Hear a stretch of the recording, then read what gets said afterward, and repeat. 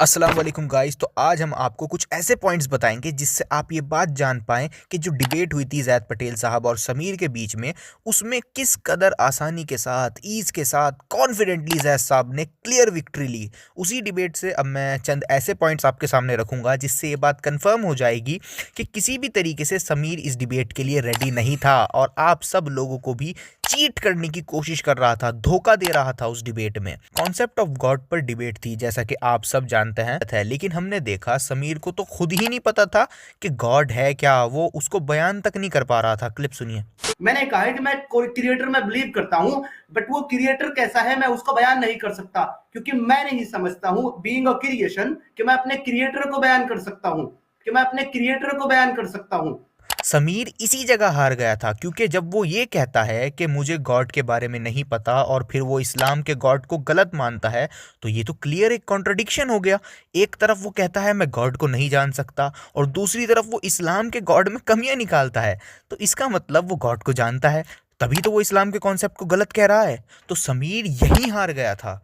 और ये भी शुक्र करें समीर ने इस बात को डिबेट में ही मान लिया था कि कोई क्रिएटर है। क्लिप सुनिए। अब मैंने ये तो अग्री कर लिया है कि बिल्कुल क्रिएटर है। वरना कुछ समय पहले तक तो वो किसी गॉड के कॉन्सेप्ट को मानने को ही रेडी नहीं था। क्लिप सुने।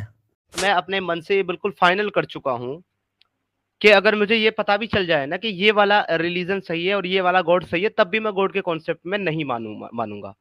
और समीर की कंफ्यूजन यही खत्म नहीं हुई। डिबेट से 17 दिन पहले वो ये भी कह रहा था कि मैं नेचर को ही सब मानता हूँ। क्लिप सुनिए। जिंदगियां चलती है, मैं उसको फॉलो करता हूँ, नेचर को और यूनिवर्स को ही सब कुछ मानता हूँ, सोर्स ऑफ लाइफ मानता हूँ। और उसके बाद समीर ने खुद ये कहा कि ये मेरा लास्ट बिलीफ नहीं है और चेंज हो सकते हैं। क्लिप सुने। और ऐसा नहीं, मैं ये भी नहीं कह रहा कि भाई मैं सही हूँ, ये भी मैं आपको बता दूं, मैं नहीं कह रहा कि मेरा लास्ट बिलीफ है, लास्ट स्टेटमेंट है। अगर आपके पास कुछ और बिलीफ है, कुछ और रेफरेंस है, वो आप लाइए, वो मुझे दीजिए, मैं उसको पढ़ूंगा, रिसर्च करूंगा, और अगर आप सही होंगे, मैं गलत होऊंगा तो मैं मान लूंगा। और उसके बाद वो डिबेट में ये भी एक्सेप्ट करने को रेडी नहीं था कि खुदा एक है या अनेक, वो यहीं पर श्योर नहीं था। क्लिप सुने। लेकिन मैं ये कहता हूं कि अगर एक से ज्यादा गॉड है भी तो इसमें मसला क्या हो सकता है? बिल्कुल नहीं हो सकता। और इस डिबेट के डिस्क्रिप्शन में उसने ये लिखा है कि वो एग्नोस्टिक है, मतलब जानता नहीं। मतलब ये तो हद हो गई कंफ्यूजन की। और फिर उसने ये भी बोला हुआ है कि वो सनातनी है। इसलिए मैं सनातनी हूँ भाई, मेरा अपना रीजन है सनातनी होने का।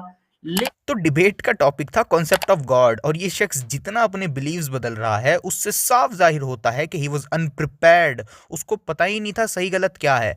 तो डिबेट के टॉपिक पर एक्स मुस्लिम समीर की क्लियर डिफीट आप सबके सामने है। Fake references. जी हाँ, आपने सही सुना। एक डिबेट चल रही है जिसमें एक ईमानदार शख्स हर चीज को सैकड़ों बार वेरीफाई करके लाता है, जिसमें एक शख्स एक्यूरेट से एक्यूरेट होने की कोशिश करता है। उसी डिबेट में समीर ने झूठे, फ्रॉड, फेक रेफरेंसेस दिखाए। और ऐसा कभी कभी हो जाता है कि एक आध रेफरेंस आपने गलती से गलत डाल दिया, गलत हो जाता है, ऐसा आ जाता है। लेकिन समीर के साथ तो हद ही हो गई। इतने फेक रेफरेंसेस के हद हो गई। अब मैं आपको एग्जाम्पल देता हूं कि कैसे इसने आप सबको चीट करने की कोशिश करी। जैसे समीर ने एक आयत दिखाई अपनी प्रेजेंटेशन में, सूरा 37 आयत 125, जिसमें उसने लिखा था अल्लाह को कर्ज दो। लेकिन ओरिजिनल आयत में ऐसा कुछ लिखा ही नहीं है, कोई ऐसे अल्फाज वहां मौजूद ही नहीं है। आप पॉज करके खुद पढ़ लें। और उसके बाद सूरा 43 वर्स 3 समीर ने दिखाई, जिसमें उसने लिखा था अल्लाह को डर है कि सारे लोग एक गिरोह ना हो जाएं। अब हम एक्चुअल आयत देख लेते हैं, और ये रही आयत। तो क्लियरली देख सकते हैं आप लोग, यहाँ ऐसा कुछ लिखा ही नहीं हुआ जो समीर ने स्लाइड में लिखा हुआ है। कुछ नहीं है ऐसा बिल्कुल भी। फिर धोखा दिया समीर ने। और फिर एक और आयत सूरा 4 वर्स 36 इसने दिखाई, और इसी आयत को दो बार इसने दिखाया एक ही स्लाइड में, और दोनों की दोनों बातें झूठी। ऐसी कोई बात इन आयतों में लिखी हुई है ही नहीं। ओरिजिनल आयतों में आप खुद चेक कर लें, टोटली फ्रॉड रेफरेंस, कुछ नहीं लिखा है ऐसा। और उसके बाद सिर्फ यही नहीं है, और भी बहुत सारे रेफरेंसेस इसने फ्रॉड दिखाए हैं, जिनको जब जाके चेक किया जाए तो वहां वो बात लिखी हुई ही नहीं है। क्लियरली आपको धोखा देने की कोशिश कर रहा है। तो ये शिकस्त नहीं तो और क्या है? कोई भी ईमानदार शख्स बताए, क्या ये शिकस्त नहीं है कि सामने वाले शख्स को एविडेंसेस फैब्रिकेट करने पड़ रहे हैं एक ऐसी डिबेट में जहां आदमी आने से पहले अपने एक एक एविडेंस को 10 बार वेरीफाई करता है। क्लियर डिफीट हुई समीर। यहाँ पे समीर ने क्लियरली आप लोगों को धोखा देने की कोशिश करी। क्यों? क्योंकि सूरा नंबर 3 आले इमरान आयत नंबर 144 में अल्लाह कहता है कि अल्लाह को नहीं पता कि मोहम्मद कत्ल किया जाएगा या उसको मौत आएगी। अल्लाह नहीं जानता है। अल्लाह अपनी इल्म का इजहार कर रहा है। सूरत ध्यान से सुनिए, समीर ने कहा कि अल्लाह को नहीं पता। आपने सुना, उसने कहा आयत में लिखा है कि अल्लाह को नहीं पता। हालांकि जब जैद पटेल साहब ने उसको ये बात पर पकड़ा तब भी वो अल्फाज समीर नहीं दिखा पाया जो उसने ओरिजिनली क्लेम किए थे। ना उसके अंदर एक मिस्टेक या डिसऑनेस्टी मैं आपको नहीं बोलूंगा, लेकिन मिस्टेक, क्लियर ब्लंडर दिख रहा है। ये आयत में बताओ कहां दिया है कि अल्लाह के पास इल्म गैब नहीं है? बताओ, आपके एक एक आयत को खोल के मुझे इसमें वर्ड्स बताओ कि अल्लाह नहीं जानता। उसने नहीं बताया। ये बात है कि अल्लाह ताला इंसान को वही बताता है जो इंसान के लिए जरूरी है, लेकिन आप कहते हैं कि इसमें यह साबित होता है कि उसको नहीं पता है। वर्ड्स बताओ इसमें, या तो वर्ड्स बताओ या तो गलती एक्सेप्ट करो। तो ये डिफीट नहीं तो और क्या है कि आमने सामने तुम्हारे फेक दावों की पोल खोली जा रही है। जब समीर ने देखा जहर साहब उसके एक एक पॉइंट के लिए तैयार हैं और उसको लगातार जवाब मिल रहा है, तब समीर ने सोचा क्यों ना बातों को घुमाया जाए। कंक्लूजन पर नहीं पहुंचेंगे। मैं आपसे, चले इसको आसान करते हुए मैं ये कह देता हूं यहां पर कि आप मुझे ऐसी कोई 3 बातें, इस्लामी गॉड जो है उसकी ऐसी 3 बातें आप मुझे पेश कर दें जो दुनिया का कोई और अकीदा इंसानियत की रहनुमाई के लिए या इंसानियत के फायदे के लिए, दुनिया का कोई भी और अकीदा, कोई भी और धर्म, कोई भी और खुदा, कोई भी और कॉन्सेप्ट ऑफ गॉड नहीं देता हो। ये क्या बात हुई कि मुझे 3 अच्छी बातें दिखा दो? अरे ये कोई टॉपिक है? और सपोज करें अगर जहर साहब तुमको दिखा भी दें तो तुम एकदम ये कह दोगे कि मुझे ये बातें अच्छी नहीं लगी, कुछ और दिखाओ, क्योंकि मैं ना मानूं का तो कोई इलाज ही नहीं है। तो लिहाजा ये सब चीप टैक्टिक्स वो शख्स यूज करता है जिसको दिख रहा हो कि मैं डिबेट में करारी शिकस्त खा रहा हूं। तो ये भी क्लियर डिफीट थी समीर की। कुरान भी एक गॉड के कॉन्सेप्ट को नहीं मानता। Let me show you. यहां पर एक आपके सामने रेफरेंस है, सूरह अल अंबिया आया नंबर 21 वर्स नंबर 17। यहां पर अल्लाह अपने लिए हम का लफ्ज इस्तेमाल करता है। हम, यहां पर अल्लाह अपने लिए हम का लफ्ज इस्तेमाल करता है। ये इतना जाहिलाना क्वेश्चन था जिसकी हद नहीं है। मतलब बिना अरबिक समझे, बिना लैंग्वेज के यूज को समझे, बस एतराज पे एतराज किए जाना। मतलब राजा महाराजा भी खुद के लिए हम वर्ड यूज किया करते थे, तो क्या इसका मतलब ये हुआ कि वो भी मल्टीपल हुआ करते थे? Obviously no. मतलब ये एक ऐसा क्वेश्चन था जिसका जवाब देते टाइम जैद साहब को भी शर्म आ रही थी। कुरान में जो आपने नाहनु वाले आयतें बताई, तो अरबिक जुबान के अंदर नाहनु यानी प्लूरल जो है वो सिंगल के लिए भी आता है, और इन्ननी अनल्लाह भी है कुरान में कि मैं अल्लाह हूं। अना यानी मैं।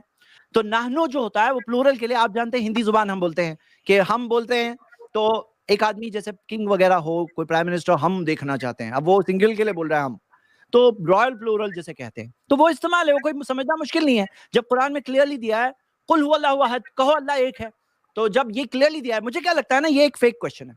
मतलब एक होता है ना कभी कभार कोई जेन्युइन सवाल लगता है जो रियली इस्लाम में है, तो हम लोग उसका जवाब दे अच्छा लगता है, बट जो सवाल इस्लाम में है ही नहीं, आप ये हम का ये आपकी देखो, ग्रामर के बारे में भी है ना एक रूल है कि भाई कोई लैंग्वेज के कमेंट कर रहे हो तो उसका ग्रामर समझो, कोई एक्सपर्ट से पूछो कम से कम।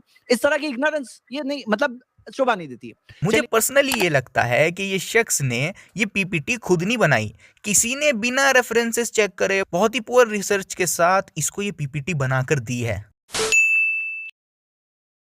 खुद कुरान के अंदर जो है अल्लाह अपने अलावा माबूद के बारे में जिक्र कर रहा है। अल्लाह जो है ख्वाहिश और नफ्स को भी माबूद बता रहा है कि लोगों ने अपनी ख्वाहिश और अपने नफ्स को माबूद बना रखा है। सूरह नंबर 25 फुरकान आयत नंबर 43, सूरह नंबर 44 सूरह जाफिया आयत नंबर 23। इसके अलावा अल्लाह कहता है, फिर जो है ये चीज दोबारा से आ गई है, अल्लाह के अलावा खालिक और कौन है? सूरह नंबर 23 सूरह मोमिनून आयत नंबर 14। खालिकों में सबसे बेहतर खालिक अल्लाह कहता है कि मैं खालिकों में सबसे बेहतर खालिक हूं। किसी चीज का बेहतर होना तब हो सकता है जब उससे कमतर चीज मौजूद हो, और यहाँ पर खालिक की बात कर रहा है, तो बाय डिफॉल्ट अल्लाह ये कबूल कर रहा है, ये एक्सेप्ट कर रहा है कि उसके अलावा और भी खालिक हैं और वो उन खालिकों में बेहतर है। समीर ने पता नहीं क्या सोचकर ये सवाल रखा था, लेकिन हम जरूर सोच में पड़ गए थे कि कोई शख्स इस तरह की डिबेट में ऐसे आर्ग्यूमेंट्स कैसे रख सकता है। खैर, समीर की इस्लामिक नॉलेज एंड अंडरस्टैंडिंग के अकॉर्डिंग सिर्फ अल्लाह ही क्रिएट करता है। मतलब इंसानों ने जो इतना सब बनाया है वो सबके हम क्रिएटर नहीं हैं अकॉर्डिंग टू समीर। मतलब हमने फॉल्स गॉड्स के कॉन्सेप्ट को बनाया है तो ये भी तो एक तरह की क्रिएशन ही हुई। हम लोगों ने अपने मन से खुदाओं को, गॉड्स को गढ़ लिया है, तो क्या ये क्रिएशन नहीं हुई? अगेन ये सब वो सवाल हैं जिनका जवाब इतना सिंपल है कि दिमाग पर जोर डालने की भी जरूरत नहीं है। अब जो आपने कहा कि अल्लाह के अलावा और माबूद है, तो हम तो कहते हैं ना, नहीं है कोई माबूद बरहक। फॉल्स गॉड्स तो है ना, तागूत वर्ड है, कुल्लु मा उबिदा मिन दुनिल्लाह, जो अल्लाह के अलावा और जिनकी इबादत होती है वो फॉल्स गॉड्स है। तो फॉल्स गॉड्स का कंसेप्ट तो है ही। तो हाँ, लोग अपनी ख्वाहिश को भी इबादत करते हैं, गलत करते हैं, फेल होने वाले, नाकाम होने वाले हैं। ये सब चीजें दिखाती हैं कि समीर को ना तो ये पता कि इस्लाम क्या कहता है, समीर मिसलीड करता है, वो झूठ बोलता है, फेक रेफरेंसेस लेके आता है एक डिबेट में, जिससे समीर की सारी क्रेडिबिलिटी ओवर हो जाती है। तो लिहाजा हमें समीर को ट्रस्ट नहीं करना चाहिए। और इस तरह की क्लियर डिफीट देखने के बाद मैं समीर के व्यूवर्स से पूछना चाहता हूँ, ये सब समीर के फ्रॉड्स देखने के बाद आप क्या कहोगे? देखिए, बी ऑनेस्ट, एक्सेप्ट करो कि समीर ने झूठ बोला, मिसलीड किया, उससे जाके कहो। अगर आप ऑनेस्टी नहीं दिखाओगे तो इससे पता चलता है कि वो ये सब हरकतें आपकी वजह से करता है, क्योंकि आप झूठ बोलने पर उसको कुछ कहते ही नहीं हो। तो बी ऑनेस्ट।